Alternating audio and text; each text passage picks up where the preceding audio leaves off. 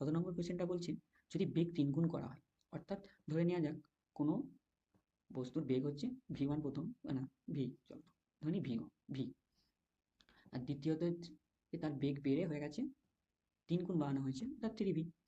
হ্যাঁ, এটা হচ্ছে ফার্স্ট, এটা হচ্ছে 3 গুণ বেড়ে গিয়ে, এটা হচ্ছে বেগ কিন্তু, ঠিক আছে। আর এখানে কি বলেছে, ভরবেগ, প্রত্যেকটাতে ভরবেগ দেয়। তো ভরবেগ সমান কি, ভরবেগকে আমরা পি দ্বারা ডোনেট করি, ঠিক আছে। পি সমান আমরা লিখি এম ইন্টু ভি।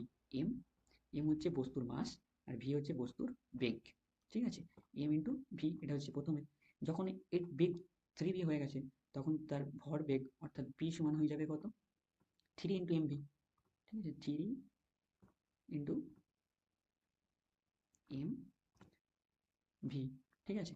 তাহলে কি দেখা যাচ্ছে, ভরবেগ প্রথমে ছিল তোমার ভি, এটা হচ্ছে পরে 3mv, অর্থাৎ ভরবেগ কিন্তু 3 গুণ বেড়ে যাচ্ছে। এটার চান্স রয়েছে উত্তর হওয়ার, ঠিক আছে। ভরবেগ 3 গুণ বেড়ে যাচ্ছে, ঠিক আছে, বেড়ে গেছে। এবার যে গতিশক্তি 9 গুণ বেড়ে যায়, এর জন্য আমাকে কিন্তু গতিশক্তির ফর্মুলাটা জানতে হবে। গতিশক্তি, যাকে আমরা কাইনেটিক এনার্জি বলে থাকি, যাকে কে ই বলা হয়, ঠিক আছে, কাইনেটিক এনার্জি অর্থাৎ গতিশক্তি, এর সূত্র যেটা আছে, এর সূত্র হচ্ছে half of M V square, half half of M, half of M V square, ঠিক আছে, half of M V square. এবার যখন বেগ এর বেগ যখন ভি, তখন অবভিয়াসলি বেগ এইটা half of M V square, কিন্তু এর বেগ যখন তোমার আমার বেড়ে 3v হয়ে গেছে, তুমি করো না 3v স্কোয়ার, 3v তার স্কোয়ার, ঠিক আছে।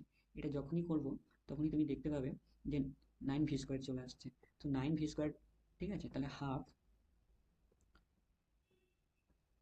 হাফ এম ভি স্কোয়ার, এটা থাকছে, সাথে এই 3 স্কোয়ারটা তোমার 9 হয়ে চলে আসছে।